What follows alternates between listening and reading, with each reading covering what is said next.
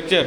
So in today's session we are going to discuss our unit number 5 theory portion of rural banking, which is based on agriculture economy. So let's discuss agriculture economy from basic. दोस्तों agriculture जरूरी है Indian economy के लिए। इसमें 60% rural house hold depend करते हैं agriculture पे अपने लाइवलीहुड के लिए।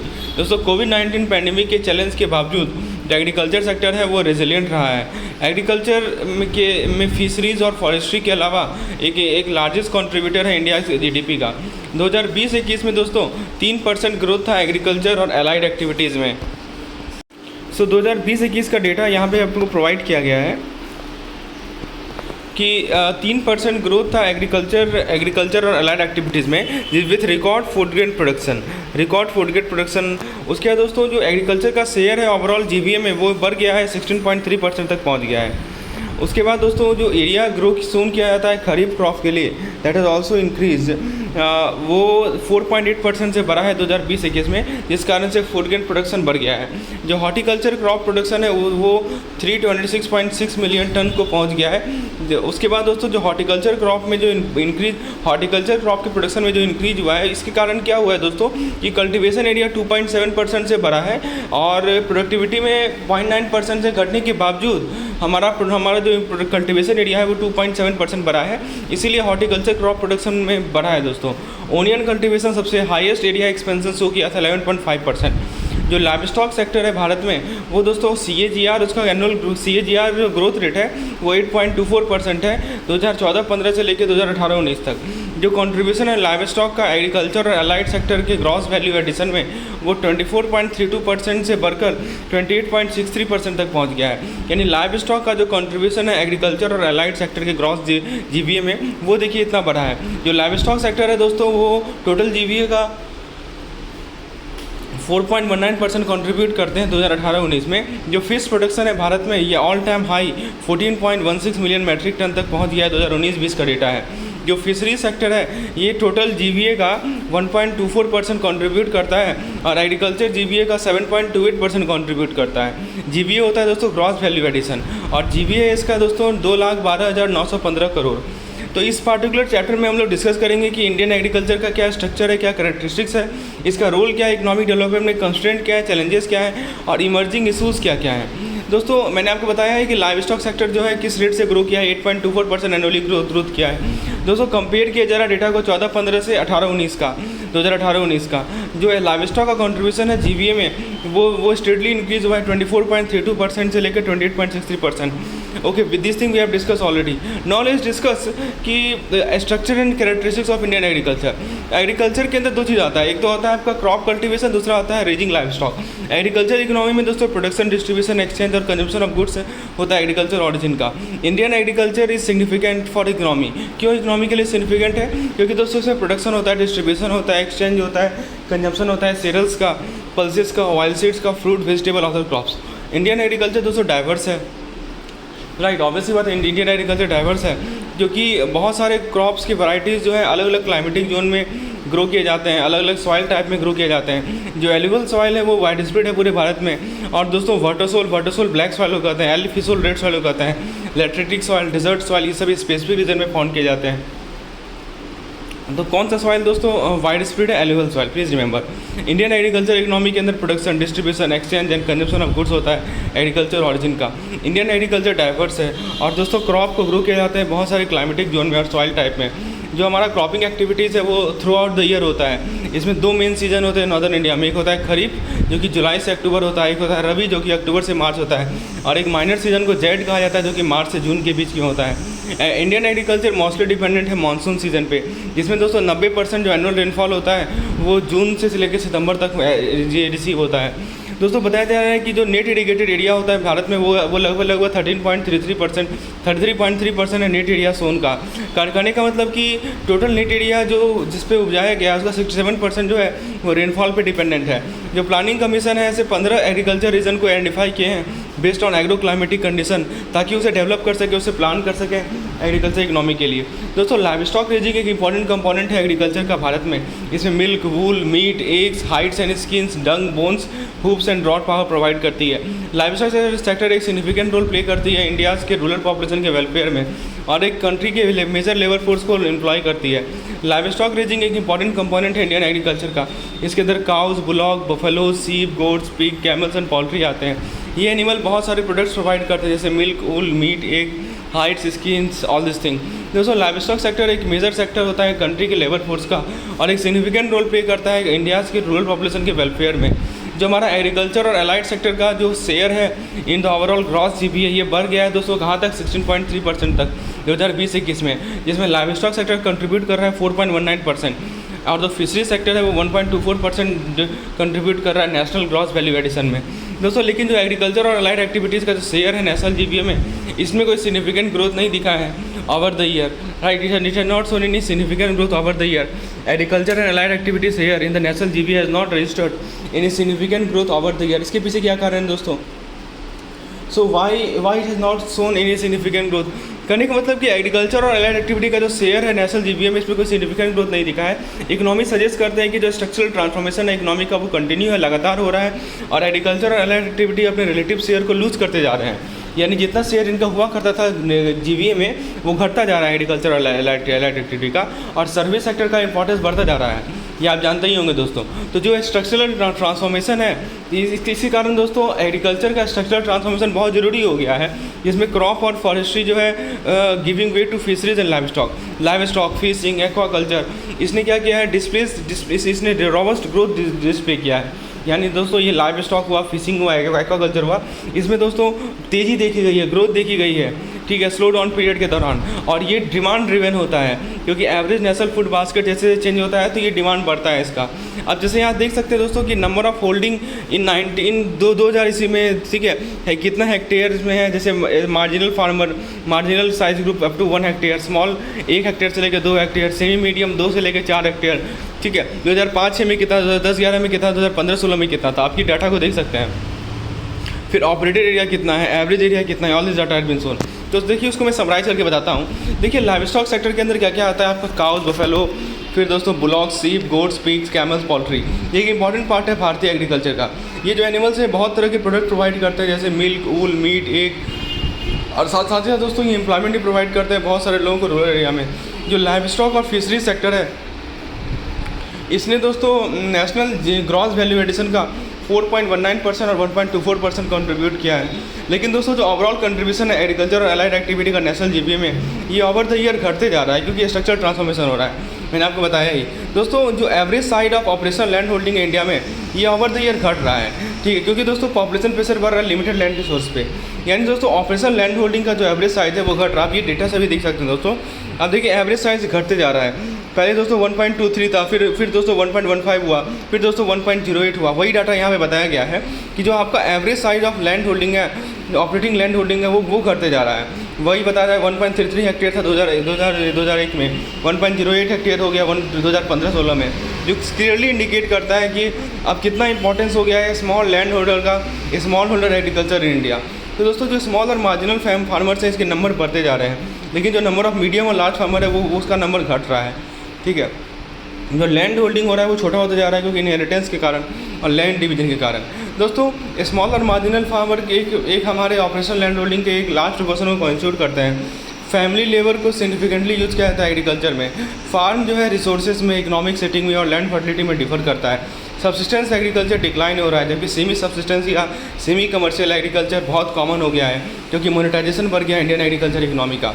फिर दोस्तों नेक्स्ट पॉइंट में क्या बताया जा रहा है, आप देखिए लैंड यूज का डेटा है यहाँ पे कि लैंड यूज पोजीशन जो कि डेटा मिला है हमें ministry of agriculture and farmer welfare के द्वारा। तो यहाँ पे देखिए लैंड का क्लासिफिकेशन है 2017-18 का, जैसे फॉरेस्ट कितना है, area put to non agriculture uses कितना है, फिर दोस्तों कल्चरेबल वेस्टलैंड कितना है, नेट एरिया सोन कितना है। तो this data have been taken from the classification of land. दोस्तों एग्रीकल्चर जो भारत में है वो कुछ अनसर्टेन नेचुरल इन्वायरमेंट से अफेक्टेड होते हैं, जैसे कि जो हमारा एग्रीकल्चर में रिस्क हो सकता है वो बहुत सारे नेचुरल फैक्टर से ऑरिजिनेट होता है, जैसे कि रेनफॉल, डिजीजेस, पेस्ट इन्फेक्शन और कुछ इकोनॉमिक और सोशियो पॉलिटिकल फैक्टर्स होते हैं, जैसे uncertain price and government policies. लेकिन इन सभी लिमिटिंग फैक्टर के बावजूद इंडियन एग्रीकल्चर सक्सेसफुल है कि इंडिया को एक फूड सरप्लस इकोनॉमी में कन्वर्ट करने में। ये सक्सेस इस कारण से हुआ है दोस्तों, क्योंकि फार्मर का हार्ड वर्क है और जो मॉडर्न प्रोडक्शन टेक्निक है उसका यूज़ होना, जिसमें high yielding variety seeds, fertiliser, irrigation, इन सभी का यूज़ किया जाता है।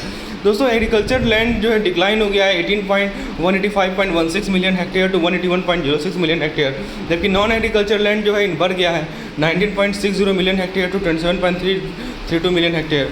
टॉप सॉइल को कंजर्व करने के लिए और सॉइल इरोजन को प्रिवेंट करने के लिए तो गवर्नमेंट ऑफ इंडिया ने बहुत सारे प्रोग्राम को इम्प्लीमेंट किए हैं, जैसे NWDRPRA, RVP and FPR, रडास, WDPSC and IVWMP, जिसे डेवलप किया है दोस्तों 85 million hectare of the degraded land. एक क्लियर लैंड यूज पॉलिसी की ज़रूरत है ताकि सस्टेनेबल एग्रीकल्चर ग्रोथ के लिए, और स्टेट जो है सुटेबल लेजिस्लेशन लाए ताकि जो एग्रीकल्चर लैंड का कन्वर्जन होता है नॉन एग्रीकल्चर पर्पज़ में, इसको रेगुलेट करे। दोस्तों स्टेट को ज़रूरत है, राज्य सरकार को ज़रूरत है कि कुछ ऐसा लॉज लाए कि कैसे हम एग्रीकल्चर लैंड को नॉन एग्रीकल्चर पर्पज़ के लिए कन्वर्ट करेंगे।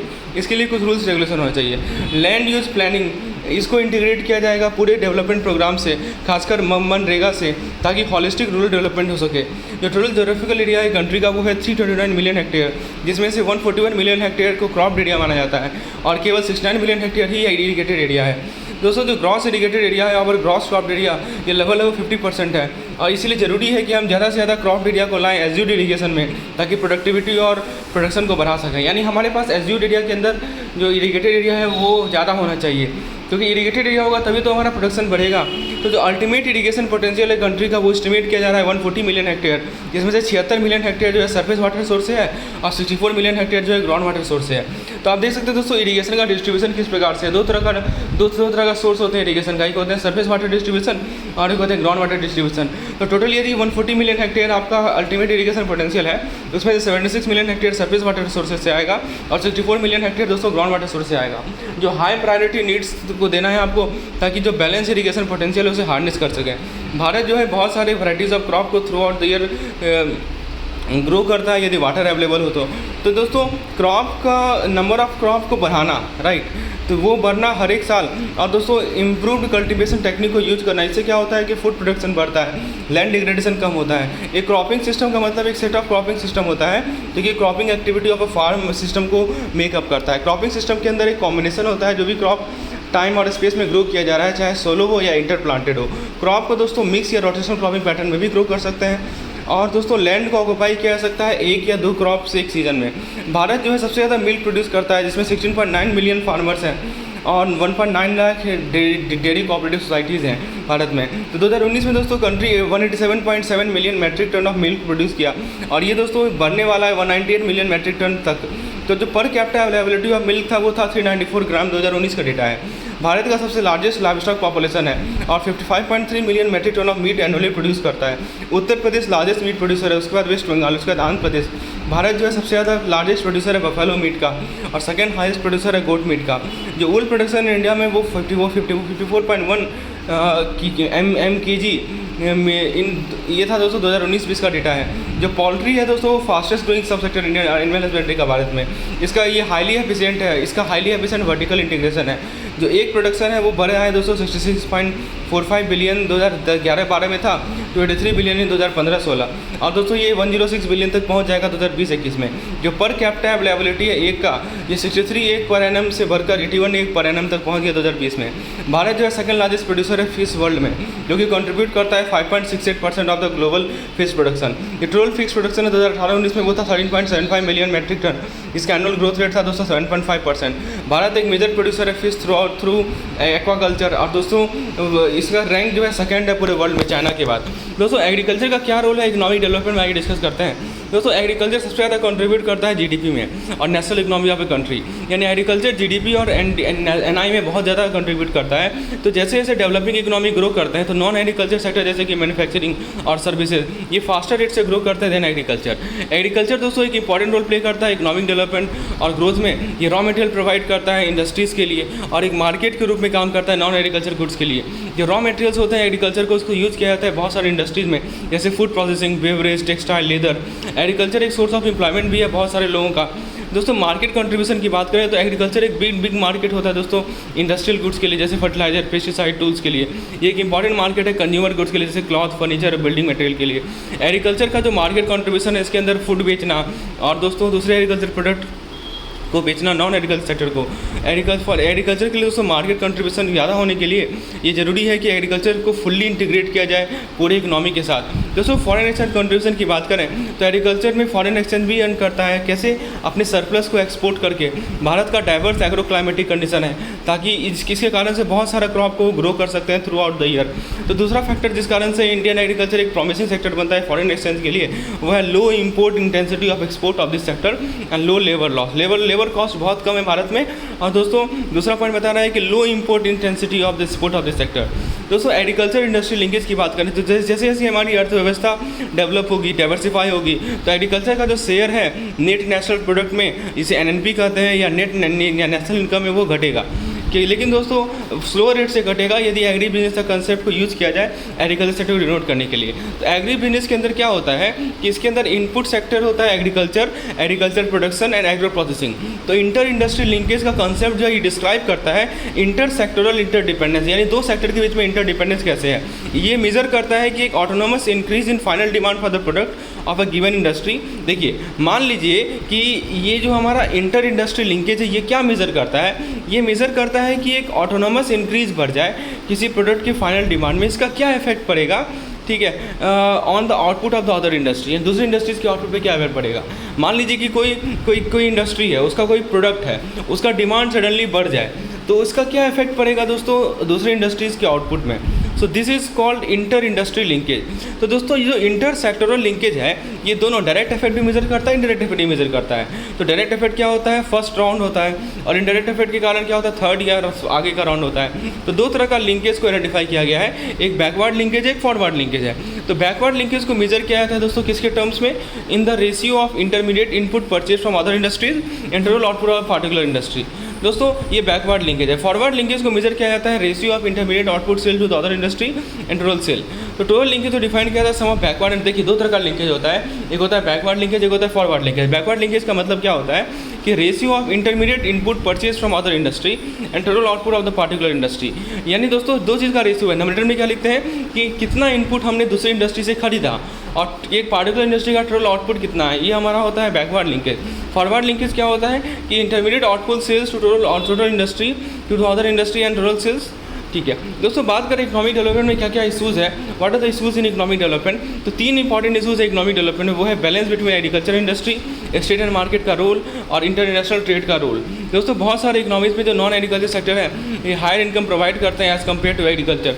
तो इकोनॉमिकली डेवलप इकोनॉमीज़ में इंडस्ट्री और सर्विस सेक्टर डोमिनेट करते हैं। एग्रीकल्चर बहुत इंपॉर्टेंट है क्योंकि ये बहुत सारे लोगों को एम्प्लॉय करता है और ये लेस कैपिटल इंटेंसिव है, इसमें कैपिटल पूंजी की रिक्वायरमेंट कम होती है। कुछ लोग आर्ग्यू करते हैं कि इंडस्ट्रियलाइजेशन की ही कारण है इकोनॉमिक डेवलपमेंट का, लेकिन कुछ लोग बिलीव करते हैं कि एग्रीकल्चर का भी एक इंपॉर्टेंट रोल है इस हमारे इकोनॉमिक डेवलपमेंट, हमारे आर्थिक विकास में। तो एक एग्रीकल्चर और इंडस्ट्री के बीच में बैलेंस ज़रूरी है इकोनॉमिक डेवलपमेंट के लिए। दोस्तों स्टेट और मार्केट का जो रोल है वो कॉम्प्लीमेंट्री है किसी इकोनॉमिक डेवलपमेंट में, ये बताया जा रहा है। गवर्नमेंट की रिस्पॉन्सिबिलिटी है कि वो इस्टेब्लिश करे और मेंटेन करे एक healthy macro economic environment, law and order को मेंटेन करे, एजुकेशन प्रोवाइड करे, हेल्थ सपोर्ट प्रोवाइड करे और एक मेंटेनेंस इंफ्रास्ट्रक्चर को क्रिएट करे। मार्केट एक इफेक्टिव वे प्रोवाइड करते हैं कि इकोनॉमी को मैनेज कर सकें और इकोनॉमिक डेवलपमेंट को प्रमोट कर सकें। मार्केट इकोनॉमी के पास एक आउटवर्ड ओरिएंटेशन होना चाहिए, ट्रेड में ईजी एंट्री होना चाहिए, एग्जिट होना चाहिए फर्म्स के लिए, और कंपटीशन को इंकरेज करे मार्केट इकोनॉमी। मार्केट काम बेस्ट तब करता है जब स्टेबल मैक्रो इकोनॉमिक सिचुएशन होते हैं, इन्वायरमेंट होते हैं, टैक्स प्रेडिक्टेबल होगा, सेल्स प्राइसेस प्रेडिक्टेबल होंगे, बैलेंस इकोनॉमिक बजट होगा, तो वहाँ पे दोस्तों मार्केट अपना बेस्ट काम करेगा। फिर क्या बताया जा रहा है दोस्तों, एक कंड्यूसिव पॉलिसी इन्वायरमेंट की ज़रूरी है ताकि हम मार्केट की एफिशिएंट फंक्शनिंग को इंश्योर कर सकें। इंटरनेशनल ट्रेड का जो इशू होता है इसके अंदर import substitution, export promotion strategy, ये सभी आते हैं। इंपोर्ट सब्स्टिट्यूशन का मतलब क्या होता है कि हम डोमेस्टिकली प्रोड्यूस करना चाह रहे हैं ताकि मोस्ट इंपोर्ट को रिप्लेस कर सकें और सेल्फ सफिशिएंट हो सकें। और एक्सपोर्ट प्रमोशन का मतलब क्या होता है कि हम फॉरेन मार्केट को डेवलप करेंगे ताकि नीडेड इंपोर्ट को पे कर सकें। देखिए दो चीज़ है, एक इंपोर्ट सब्स्टिट्यूशन है मतलब कि हम जो है डोमेस्टिकली प्रोड्यूस करेंगे, और एक है दोस्तों हमारा एक्सपोर्ट प्रमोशन मतलब कि हम फॉरेन मार्केट को डेवलप करेंगे टू पे फॉर द नीडेड इंपोर्ट्स। तो दोस्तों सब्सिडाइज इंपोर्ट सब्सिस्टेंस को जो है कॉम्पिटिशन को लिमिट करेगा, इनोवेशन को लिमिट करेगा, प्रोडक्टिविटी ग्रोथ को लिमिट करेगा, लेकिन एक्सपोर्ट प्रमोशन इंकरेज करेगा स्पेशलाइजेशन को, और आप कॉम्पिटिटिव एडवांटेज का हेल्प ले सकते हैं। दोस्तों एक्सपोर्ट प्रमोशन का की फीचर क्या है कि जैसे आप एक कॉम्पिटिटिव फॉरेन एक्सचेंज रेट को मेंटेन करेंगे, आप एक्सपोर्ट प्रमोशन पॉलिसीज़ को इंकरेज करेंगे, और गवर्नमेंट का जो इंटरवेंशन है ट्रेड में उसे मिनिमाइज करेंगे। दोस्तों जो हमारे ईस्ट एशियन इकोनॉमी जैसे ताइवान, साउथ कोरिया, सिंगापुर, तो इन्होंने ये सक्सीड इसलिए हुए हैं क्योंकि इनका जो एक्सपोर्ट प्रमोशन स्ट्रेटजी बहुत अच्छा है। दोस्तों बात करें एग्रीकल्चर की रिसोर्सेज की, तो एग्रीकल्चर का जो प्रोडक्शन है वो रिसोर्सेज को ट्रांसफर कर देता है आउटपुट में। तो प्रोडक्टिव सोर्स जो होते हैं स्केयर्स हैं, बहुत कम है। इसके अंदर प्रोडक्टिव रिसोर्स में क्या क्या आएगा? Land, labour, capital, management, these are the productive resource. Land के अंदर सारे नेचुरल रिसोर्सेज आते हैं जिनके पास एक्सचेंज वैल्यू होता है। जैसे मैं आपको लैंड के बारे में बताऊँ, जैसे वाटर, एयर, सनशाइन, फॉरेस्ट। तो जो लैंड का क्वालिटी है वो डिपेंड करता है सॉइल की क्वालिटी पे, न्यूट्रिशन लेवल पे और वाटर होल्डिंग कैपेसिटी पे, यानी वाटर कितना होल्ड कर सकता है, उसकी क्षमता कितनी है वाटर होल्ड करने की। ठीक है, तो लैंड का क्वालिटी इस पर डिपेंड करता है, soil quality, nutrient level, water holding capacity. Labour दोस्तों एसोसिएटेड किससे है? डिवीजन ऑफ लेबर से, और एफिशिएंसी इन प्रोडक्शन। जो एग्रीकल्चर का वर्कफोर्स है भारत में, इसके अंदर कल्टिवेटर आते हैं, एग्रीकल्चर लेबरर्स आते हैं, और कुछ लोग जो कि लाइव स्टॉक में इंगेज हैं, फॉरेस्ट्री फिशिंग में इंगेज हैं, ये सभी लोग आते हैं एग्रीकल्चर के वर्कफोर्स में। मैंने आपको पहले ही बताया है। दोस्तों लैंड जो है एक स्केर्स सोर्स होता है जिसके अंदर नेचुरल सोर्स होते हैं, लैंड, वाटर, मैंने आपको पहले बताया।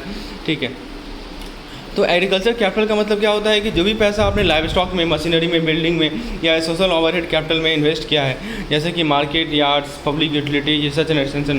क्रेडिट पॉसिबल सोर्स होता है कैपिटल का, जो कि इंडिविजुअल ऑन करते हैं या बिजनेस ऑन करती है एक पोटेंशियल फॉर्म में। तो कैपिटल को स्ट्रेटजिक तब माना जाता है कि देखिए लैंड के प्रोडक्टिविटी को बढ़ाने में कैपिटल को स्ट्रेटजिक माना जाता है, और land and labour and occupied a central position economic development. दोस्तों बात करें कि एग्रीकल्चर में टेक्निकल चेंजेस क्या है। टेक्निकल चेंजेस का मतलब क्या होता है कि आपके प्रोडक्शन के टेक्निक में, प्रोडक्शन में की जो टेक्निक है उसमें क्या क्या आप चेंज ला रहे हैं, क्योंकि इसके पीछे कारण है साइंटिफिक रिसर्च और एक्सपीरियंस। तो टेक्निकल चैलेंज को आप इजीली इंट्रोड्यूस कर सकते हैं दोस्तों। ये can be easily embodied, introduction of new technology, या दोस्तों आप डिस इम्बॉडीड कर सकते हैं। दोस्तों इंड्यूस इनोवेशन हाइपोथेसिस सजेस्ट करता है कि टेक्निकल चैलेंज इन्फ्लुएंस होते हैं रिलेटिव फैक्टर प्राइस से। तो रिलेटिव फैक्टर प्राइस क्या है दोस्तों? ये तो रिलेटिव फैक्टर प्राइस है, ये सर्च को सिमुलेट करता है नए मेथड्स ऑफ प्रोडक्शन के लिए। जैसे मान लीजिए कि आपके जो फैक्टर्स ऑफ प्रोडक्शन है, लैंड, लेबर, आप ये देखते हैं कि बेसिकली सस्ता कहाँ पे है, सस्ता ज़मीन कहाँ मिलेगा, सस्ता हमारे लेबर कहाँ मिलेंगे। So all this aspect you take into consideration, this is called induced innovation hypothesis. Okay, तो दोस्तों बताया जा रहा है कि भारत में जो एग्रीकल्चर है, तो जो हाई यील्डिंग वैरायटी सीड्स का जो यूज़ है, केमिकल फर्टिलाइजर का यूज़, इरिगेशन का यूज़ और मैकेनाइजेशन का यूज़, ये एग्जाम्पल है टेक्निकल चेंजेस की। ये जो टेक्निकल चेंजेस हैं इस कारण से यील्ड पर यूनिट एरिया बढ़ गया है, इस कारण से मशीन का सब्सिट्यूशन हो गया है लेबर के लिए। दोस्तों जो हाई यील्डिंग राइस, व्हीट और मेज वैराइटीज़ का जो इंट्रोडक्शन है, इसने स्टार्ट किया technical challenge in technical changes in agriculture, इसे कहा जाता है ग्रीन रिवॉल्यूशन। दोस्तों जो यील्ड में इंप्रूवमेंट है ये बहुत सारे फैक्टर्स पे डिपेंड करता है, जैसे कि irrigation technology, quality seed, fertiliser and micronutrients. Seeds की बात करें तो सीड बेसिक और मोस्ट क्रिटिकल इनपुट होता है सस्टेनेबल एग्रीकल्चर के लिए। तो क्वालिटी सीड का जो डायरेक्ट कंट्रीब्यूशन है टोटल प्रोडक्शन में, ये लगभग 15 से 20% है। इसको आप 45% तक बढ़ा सकते हैं। गवर्नमेंट ऑफ इंडिया ने बहुत सारी पॉलिसीज इनिशिएटिव लिए सीड डेवलपमेंट के लिए। नेशनल सीड प्रोजेक्ट फेज 1 ये 1987 लेकर 77 से लेकर 78 का है। नेशनल सीड प्रोजेक्ट फेज 2 ये 1978 से लेकर 1979 का है। और फेज 3 दोस्तों 1990 से 1991 तक का है। ये सभी कैरी आउट किया गया ताकि आप रिस्ट्रक्चर कर सकें सीड इंडस्ट्रीज़ को और सीड इंफ्रास्ट्रक्चर को स्ट्रेंथन कर सकें। दोस्तों जो नया सीड डेवलपमेंट पॉलिसी है 1988 से 1989 का, इसने सीड इंडस्ट्री को ट्रांसफॉर्म कर दिया। कैसे? इंडियन फार्मर को एक्सेस प्रोवाइड किया बेस्ट सीड और प्लांटिंग मटेरियल जो कि ग्लोबली अवेलेबल था। जो पॉलिसी था दोस्तों हमारा नेशनल सीड डेवलपमेंट पॉलिसी, इसने स्टिमुलेट किया इन्वेस्टमेंट को। कैसे? तो जो हमारे प्राइवेट इंडिविजुअल्स थे उनके द्वारा इन्वेस्टमेंट को स्टिमुलेट किया, इंडियन कॉर्पोरेट के द्वारा, मल्टीनेशनल कंपनीज़ के द्वारा इंडियन सीड सेक्टर में, जिस कारण से दोस्तों प्रोडक्ट डेवलपमेंट का ग्रोथ हुआ। और इसका फोकस था high value hybrid of cereals and vegetable and high tech products जैसे बीटी कॉटन। आज के समय में दोस्तों सीड इंडस्ट्री मार्केट ड्रिवन है, इसका फार्मर सेंट्रिक अप्रोच है। ये फार्मर को एक वाइड प्रोडक्ट चॉइस प्रोवाइड करता है। इंडियन सीड प्रोग्राम के अंदर दोस्तों आप सेंट्रल और स्टेट गवर्नमेंट का पार्टिसिपेशन था, ICAR का पार्टिसिपेशन था। ICAR क्या है? Indian council of agriculture research. फिर दोस्तों स्टेट एग्रीकल्चर यूनिवर्सिटीज़ का पार्टिसिपेशन था। 15 स्टेट सीड कॉर्पोरेशन है, तो along with the national seed corporation और state farm corporation of India. तो 3 तरह के सीड जनरेशन रिकॉग्नाइज किए जाते हैं भारतीय सीड प्रोग्राम में। वो एक होता है ब्रीडर, एक होता है फाउंडेशन, एक होता है सर्टिफाइड सीड। तो ब्रीडर क्या होता है दोस्तों? ब्रीडर और फाउंडेशन सीड जो प्रोडक्शन होता है ये इंश्योर करता है कि क्वालिटी एश्योरेंस को सीड मल्टीप्लिकेशन चेन में, ताकि आप वैराइटीज़ को मेंटेन कर सकें, प्योरिटी को मेंटेन कर सकें। जो ऑर्गेनाइज सेक्टर है वो लगभग 30 से लेकर 35% टोटल सीड डिस्ट्रीब्यूशन का अकाउंट करता है। जबकि देखिए ऑर्गेनाइज सेक्टर में क्या होगा, प्राइवेट और पब्लिक, और अनऑर्गेनाइज सेक्टर में क्या होगा, फार्म सेव्ड सीड। तो ये अकाउंट करता है 20% को, यानी 60 से लेकर 65% को ये अकाउंट करता है। दोस्तों जो सीड क्वालिटी है उसको सीड सर्टिफिकेशन से मेंटेन किया जाता है, सीड टेस्टिंग से, सीड लेवलिंग से, सीड लॉ इन्फोर्समेंट से। ये सभी state seed certificate certifying agencies के द्वारा करवाया जाता है, जो कि 24 हैं, पूरे अलग अलग स्टेट्स में काम कर रही है। याद रखिएगा कितने हैं दोस्तों स्टेट सीड सर्टिफिकेशन एजेंसीज़, कितने हैं? 24 हैं पूरे भारत में, जो कि अलग अलग स्टेट्स में काम कर रही है। ये क्या करती हैं? ये जो हमारी स्टेट सीड सर्टिफिकेशन एजेंसीज़ हैं, ये सीड की क्वालिटी को मेंटेन करती है सीड सर्टिफिकेशन के माध्यम से। दोस्तों जो एग्रीकल्चर का जो मिनिस्ट्री है वो एक स्कीम को इम्प्लीमेंट कर रहा है ताकि क्वालिटी सीड प्रोवाइड करे फार्मर को एक अफोर्डेबल प्राइस पे और एक टाइमली मैनर में। दोस्तों ये स्कीम का एम ये है कि आप सीड रिप्लेसमेंट रेट को बढ़ा सकें, प्राइवेट सेक्टर की सीड प्रोडक्शन को बढ़ा सकें और पब्लिक सेक्टर के सीड कंपनीज अपने प्रोडक्शन को बढ़ा सकें। जो सीड विलेज प्रोग्राम एक मेजर कंपोनेंट है इस स्कीम का, जिसका एम है कि हम फार्म से सीड की क्वालिटी को इम्प्रूव करें। लगभग 25,000 सीड विलेजेस को ऑर्गेनाइज किया गया पूरे कंट्री में under the seed village programme. Please remember this programme, very important. Seed village programme के अंदर दोस्तों 25,000 सीड विलेज को ऑर्गेनाइज किया गया अक्रॉस द कंट्री। जो सीड बैंक प्रोग्राम है इसे रिस्ट्रक्चर किया गया नेशनल सीड रिजर्व के रूप में, जिसका एम ये होता है कि हम सीड रिक्वायरमेंट को मीट करें शॉर्ट और मीडियम ड्यूरेशन क्रॉप का ड्यूरिंग नेचुरल कैलामिटीज। जो केमिकल फर्टिलाइजर है इसने एक सिग्निफिकेंट रोल प्ले किया है एग्रीकल्चर के डेवलपमेंट में भारत में। जो पर हेक्टेयर कंजप्शन है फर्टिलाइजर का ये दोस्तों 10.5 kg हुआ करता 2005-06 में, क्योंकि बढ़कर 128.6 kg हो गया 2008-09 में दोस्तों। लेकिन रिसेंट ट्रेंड एक डिक्लाइन शो कर रहा है मार्जिनल प्रोडक्टिविटी ऑफ सॉइल में in relation to the application of fertiliser. यानी जितना फर्टिलाइजर अप्लाई कर रहे हैं उसके रेस्पेक्ट में जो हमारा प्रोडक्टिविटी बढ़ रहा है सॉइल का वो कम बढ़ रहा है। This is called marginal productivity. So दोस्तों this was part 1 lecture in which we have discuss every aspect regarding seeds, fertilization in our irrigation and every aspect। दोस्तों सेकंड लेक्चर पेड मेंबर के लिए available रहेगा। यदि आप इस तरह की वीडियोस चाहते हैं तो मेरी व्हाट्सएप का इस नंबर पे, so that you can get access to all the videos of rural banking which will help you in preparation. यदि आपको MCQs की रिक्वायरमेंट है तभी आप मुझे व्हाट्सएप कर सकते हैं। We have our 100 to 150 MCQs per unit that will suffice your preparation. धन्यवाद।